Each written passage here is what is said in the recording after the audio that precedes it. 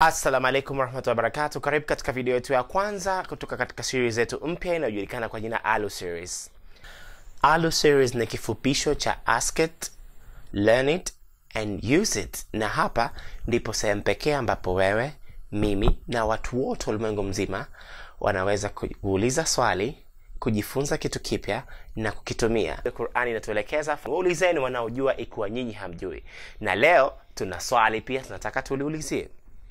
Swali hili tuliokuwa tunalo ndani ya siku ya leo ni swali ambalo wale wote wanaojifunza katika English Centers kwa njia moja ama nyingine wameweza kupata mwalimu ambaye amewauliza swali hili. Yaani eti swali linasema kwamba baba, mimi ni mtoto wako wangapi?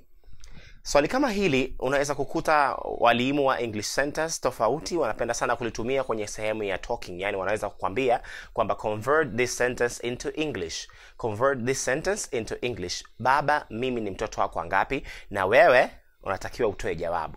Unahisi jawabu lake litakuwa ni nini? Kabla sijatoa jawabu, naomba ufahamu kwamba video yetu hii ya leo imezaminiwa na Swali. Swali ndio sehemu pekee unaweza ukenda kwa ajili ya matangazo ya radio pamoja na ya TV na hata matangazo tofauti ya mtandaoni. Ukiwa na matangazo yako usisahau kuonana na Swali.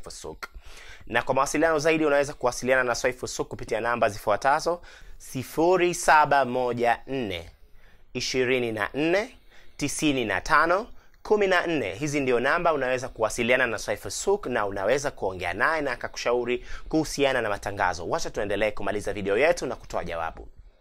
Jawabu ya swali letu hili linaweza kudondoka katika nyanja kuu mbili. Kwanza, nyanja ya tamaduni, lakini ya pili ni nyanja ya muundo wa sentensi yenyewe.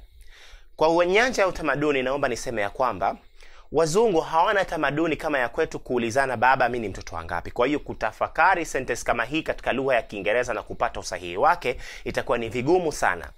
Lakini ikiwa umelazimika, labda mwalimu amehimiza sana anataka hii sentence na umelazimika lazima utoe hii sentence katika muundo wa sentence kama hii, itapitia kwenye njia ifuatayo. La kwanza, wamependekeza watu walioulizwa swali hili ambao ni wauliza watu wengi sana na ambao ni wengine ni walimu ambao wamenifundisha mimi na wengine ni walimu ambao tunafundisha pamoja, wamependekeza kwamba uulize kwa usahihi kabisa. Wengi wamependekeza kusema what is my birth position? What is my birth position? Converting this sentence into English, baba, mimi ni mtoto wako wangapi? Definitely the answer itakuwa ni kwamba dad, what is my birth position? Na wengine wameshauri ya kwamba ikiwa ni lazima uulize hili swali katika lugha ya Kiingereza, basi inashauriwa kwanza uanze kuchangamsha haya mazungumzo kwa kuashiria kwanza, kutoa viashirio kwamba unataka kuuliza swali. Kwa mfano, dad, I know that we are 7 in our family. Yani ulikaribisha hili swali kwa maongezi yafuatayo. Dad, I know that you have 7 children and I am one of them, but I want to know what is my birth position? Kwa hiyo ukianza kama hivi tayari mtu umeshamuainishia kwamba swali lako na uliuliza unataka kujua kama wewe ni mtoto wangapi, na inapendekezwa position zaidi ya yale majawabu ya watu wengine. Wengine wamejibu majawabu mengi sana, lakini what is my birth position ndilo linaendana zaidi katika muundo wa lugha. Lakini unaweza pia ukaona kwamba ni ugumu gani uliokuwepo kutokana na sisi na wazungu tuna tofauti kati ya tamaduni zetu. Wazungu wanazaa sana mtoto mmoja wawili, kwa hiyo hawana sana tamaduni ya kuulizana what is my birth position, yani baba, mimi ni mtoto wako wangapi. Nadhani umefaidika na video yetu ya leo. Kama hukuwahi kutizama video zetu kutoka A Studio, nadhani hii ndio sehemu pekee ambapo unaweza kutazama video zetu, na pia unaweza ukachukua nafasi hii kuzipitia video zetu za Jifunza Kiingereza nasi pamoja na video zetu nyingine.